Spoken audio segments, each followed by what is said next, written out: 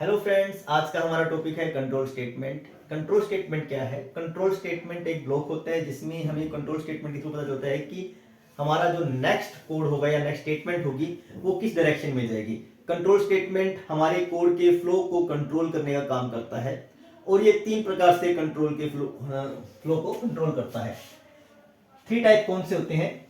Number one होता है इसके अंदर कंडीशन। कंडीशन को ब्रांचिंग भी कहते हैं। दूसरा होता है इसके अंदर, जो मेन तो दो ही होते हैं वैसे, इटरेटिव और इसको अपनी लूपिंग भी कहते हैं। इनके अलावा एक तीसरा जो होता है वो होती है जंप स्टेटमेंट। जंप स्टेटमेंट भी इसके अंदर रखी जाती है। देखिए, कंडीशनल के अंदर हम रखते हैं इफ कंडीशन को और स्विच को। जंप स्टेटमेंट के अंदर हम रखते हैं ब्रेक एंड कंटिन्यू। वैसे इसमें गो टू स्टेटमेंट भी आती है, लेकिन गो टू स्टेटमेंट का ज्यादा यूज किया नहीं जाता, सिर्फ सी में होता है, इसलिए हम इसको हटा भी सकते हैं। ठीक है, तो ब्रेक और कंटिन्यू हर प्रोग्रामिंग लैंग्वेज में यूज की जाती है। तीसरा होता है इटरेटिव। इसके अंदर हमारे पास तीन होती है, जिसके अंदर एक होता है व्हाइल, एक होता है डू व्हाइल और एक होता है फॉर। ये तीन प्रकार की हमारे पास इटरेटिव कंडीशन होती है। अगर अपने बात करते हैं सबसे पहले कंडीशनल की या ब्रांचिंग की, जिसके अंदर हमारे पास इफ होता है, तो इफ जो हमारे पास कंडीशनल स्टेटमेंट है ये हमेशा दो पार्ट में चलती है।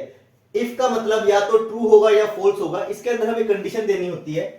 वैसे इसको भी हम आगे कैटेगराइज कर सकते हैं चार टाइप से। एक होता है सिंपल इफ, इसमें केवल ट्रू पार्ट होता है। सिंपल इफ मतलब ऐसी इफ कंडीशन जिसमें केवल ट्रू पार्ट होगा। मैक्सिमम लूप के अंदर हम सिंपल इफ कंडीशन को यूज करते हैं। इसके बाद आता है इफ और एल्स, जिसमें ट्रू और फॉल्स दोनों पार्ट होंगे। इसको लिखने के लिए हम इफ और इसके बाद हम कंडीशन देते हैं। इसके बाद यहां पे ट्रू पार्ट, यानी जब ये ट्रू होगा तब। अगर ट्रू पार्ट में एक से ज्यादा स्टेटमेंट है तो हम उसको ब्रैकेट्स के अंदर रखेंगे, करली ब्रैकेट्स में। इसके बाद एल्स और उसके बाद फॉल्स पार्ट। ये हमारा ट्रू और फॉल्स पार्ट की जो एक सिंटैक्स है, इस तरीके से इफ कंडीशन में रखी जाती है। ये चीज हमेशा ध्यान रखिएगा, अगर हमारे पास इनमें से किसी में भी, जैसे इफ में या फिर व्हाइल में, डू व्हाइल में, फॉर में, इनके ब्लॉक के अंदर केवल एक स्टेटमेंट आ रही है तो ब्रैकेट्स की जरूरत नहीं होती। बट अगर एक से ज्यादा स्टेटमेंट अगर इनमें आएगी तो हमें ब्रैकेट्स लगाने होंगे कि ये सारे इसके अंदर आ रहे हैं। तो ये हमारे पास होता है इफ एल्स के लिए, जिसमें ट्रू और फॉल्स दोनों होते हैं। नेक्स्ट होता है नेस्टेड इफ। नेस्टेड इफ का मतलब होता है जिसमें हमारे पास जो ट्रू पार्ट है उसी के अंदर अलग से ट्रू पार्ट आ जाता है। जैसे कि हम यहां लेके चलते हैं इफ कंडीशन और इसके अंदर अगेन इफ कंडीशन, फिर इसके अंदर अगर ये इस तरीके से अगर काम चल रहा है मेरा, तो इसे नेस्टेड इफ कहते हैं। इफ के अंदर इफ आ रहे हैं। और एक जो नेक्स्ट होती है लास्ट, उसे कहते हैं हम एल्स इफ लैडर। इसके अंदर हमारे पास फॉल्स पार्ट में जब कंडीशन आने लग जाए, जैसे इफ कंडीशन इसका true part, else if condition इसका true part, else if condition. जब इस तरीके से हमारे पास चलता है, मतलब फॉल्स के अंदर एक लैडर बन जाती है कंडीशंस की, तब हम उसे एल्स इफ लैडर कहा जाता है। तो ये हमारे पास चार प्रकार की इफ कंडीशंस होती हैं जो हम इफ में रखते हैं। इसके बाद आता है स्विच। देखिए, स्विच का यूज, ये जो एल्स इफ लैडर के अंदर हमारे पास कॉम्प्लेक्सिटी आती है प्रोग्राम की, उसको सोल्व करने के लिए स्विच का यूज करते हैं। स्विच के अंदर क्या होता है, स्विच के अंदर अपने एक वेरिएबल देते हैं, स्विच इसके अंदर वेरिएबल, और इसके हिसाब से हम केस लगाते हैं इसमें, केस 1, यानी इस वेरिएबल की वैल्यू अगर 1 है तो क्या काम होना है, इस वेरिएबल की वैल्यू अगर 2 है तो क्या काम होना है, 3 है तो क्या काम होना है। इसमें हम 256 केस लगा सकते हैं टोटल एक स्विच के अंदर। और स्विच के अंदर नेस्टिंग ऑफ स्विच भी कर सकते हैं, मतलब स्विच के अंदर भी हम स्विच लगा सकते हैं। इसके अंदर लास्ट में, यानी कि अगर हमारी कोई भी कंडीशन ट्रू नहीं होती तो उसके लिए एक सिंगल फॉल्स कंडीशन होती है, जिसे कहते हैं डिफॉल्ट कंडीशन।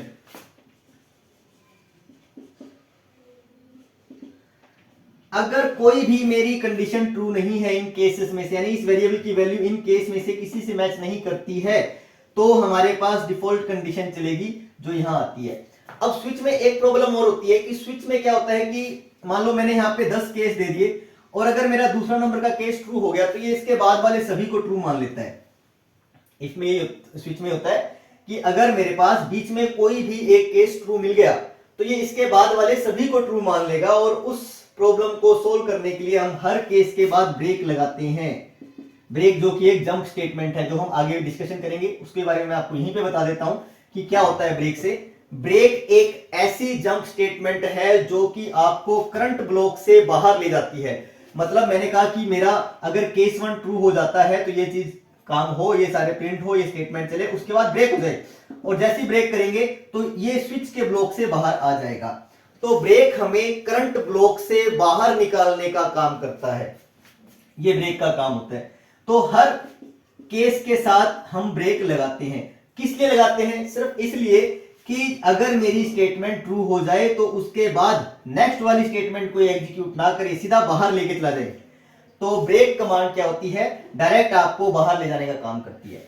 इसके बाद आता है ब्रेक, जो जंप स्टेटमेंट में ब्रेक है। ब्रेक के बारे में मैंने आपको बता ही दिया कि करंट ब्लॉक से आपको बाहर ले जाता है ये, तो ये ब्लॉक के अंदर यूज किया जाता है। जबकि कंटिन्यू, ये जो कंटिन्यू स्टेटमेंट है ये ब्रेक का जस्ट अपोजिट है। जैसे ब्रेक हमें करंट ब्लॉक से बाहर लेके जा रहा था, कंटिन्यू हमें क्या करता है? हमें ब्लॉक के स्टार्टिंग में लेके चला जाता है। जहां भी हम कंटिन्यू लगाएंगे वो हमें स्टार्टिंग में ले जाता है, और ये हमेशा एक कंडीशन के साथ लूप में यूज किया जाता है।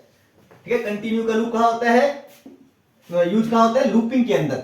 While, do while, for loop में हम कोई कंडीशन लगाते हैं और मैं चाहता हूं कि ये कंडीशन ट्रू होने पर मैं वापस ऊपर चला जाऊं, बाहर निकलने की बजाय वापस चेकिंग पे आ जाए, स्टेटमेंट चेकिंग में, तो हम कंटिन्यू का यूज करते हैं।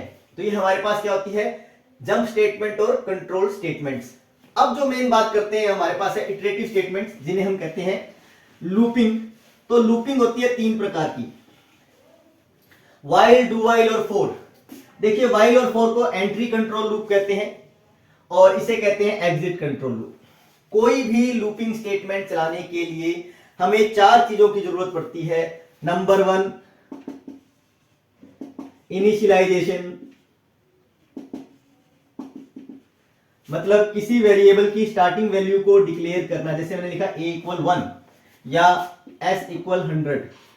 दूसरा होता है कंडीशन, जो ये बताता है कि मेरी जो स्टेटमेंट्स है, जो लूप है, वो कितनी बार चलेगा। कंडीशन जैसे मैंने कहा a <= 10 या s <= 10, इस तरीके से।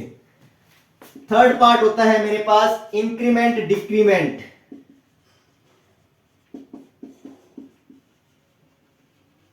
ये पार्ट ये बताता है कि जो मेरा लूपिंग वेरिएबल है ये इस तक कैसे पहुंचेगा। मतलब या तो इसका इंक्रीमेंट करूंगा या इसका डिक्रीमेंट करूंगा, तभी जाके तो ये 10 बनेगा या ये 10 बनेगा। तो इंक्रीमेंट डिक्रीमेंट से हम अपने लूप को खत्म करते हैं। और जो फोर्थ स्टेट है हमारा, वो है स्टेटमेंट्स। स्टेटमेंट्स का मतलब वो काम जो आपको बार बार करना था। मतलब लूपिंग की जरूरत हमें क्यों पड़ी? लूपिंग की जरूरत हमें इसलिए पड़ी कि मुझे कोई काम बार बार करना पड़ रहा है, तो हम उससे किससे करेंगे? लूप से कर लेंगे। डायरेक्ट किसी भी स्टेटमेंट को आप 10 बार लिखोगे, उससे अच्छा लूप के अंदर उस स्टेटमेंट को एक बार लिखो और वो 10 बार अपने आप चल जाएगी। तो वो स्टेटमेंट्स जो बार बार रिपीट करनी थी वो आप यहां लिखते हो। तो ये हमारे पास होती है 4 चीजें। अब मैं आपको सिर्फ इसमें एक व्हाइल लूप से छोटा सा प्रोग्राम बना के देता हूं और उसमें मैं आपको दिखाता हूं कि इनका यूज कैसे किया जाता है। बाकी हम एक अलग वीडियो के अंदर इन तीनों लूप के बारे में डिस्कशन करेंगे। तो सबसे पहली चीज होती है हमारे पास इसके अंदर, से व्हाइल लूप की बात करता हूं तो मैंने लिखा a = 1, while a <= 10। मैंने कहा cout a और a++, इसे बंद किया। देखिए ये है इनिशियलाइजेशन, ये है कंडीशन, ये है कंडीशन मेरी, ये एक है स्टेटमेंट और ये मेरा है इंक्रीमेंट। पहले a की वैल्यू मेरे पास 1 थी, चेक किया 10 से छोटी है, नीचे आया a को प्रिंट किया मतलब 1, फिर a++ हुआ, a की वैल्यू बढ़ के 2 होगी, फिर 2 को प्रिंट किया 3, ये लूप इस तरीके से चलता रहेगा। जैसे ही वैल्यू a की हमारे पास 11 होगी, जैसे 10 होगी तो भी कंडीशन ट्रू होगी और नीचे आएगा, लेकिन जैसे ही a की वैल्यू 11 होगी तो ये कंडीशन फॉल्स हो जाएगी, और फॉल्स होने पर ये सीधा कहां आएगा, बाहर इससे, और मेरे पास 1 से लेकर 10 तक वैल्यू प्रिंट हो जाएगी। तो ये हमारे पास होता है। अब देखिए इनकी जरूरत बहुत ज्यादा होती है। अगर मैं ये चीज ना लिखूं, इंक्रीमेंट डिक्रीमेंट नहीं करूंगा, तो a की वैल्यू हमेशा 1 रहेगी, लूप चलता रहेगा, a की वैल्यू 1 रहेगी और ये इनफाइनाइट लूप हो जाएगा, मतलब ये लूप रुकेगा ही नहीं मेरा। तो हमें हर चीज की जरूरत होती है, यानी इंक्रीमेंट करना भी जरूरी है। कंडीशन नहीं लगाओगे तो आपका वैसे भी लूप चलेगा नहीं, और इनिशियलाइजेशन नहीं करोगे तो भी हमें स्टार्टिंग वैल्यू नहीं मिलेगी, तो ये कोई गार्बेज वैल्यू उठा के उसके हिसाब से लूप चला देगा, तो ये भी हमारे पास सही नहीं होता।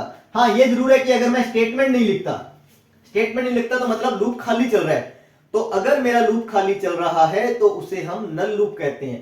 तो ये सारी चीजें लूपिंग में जरूरत होती है।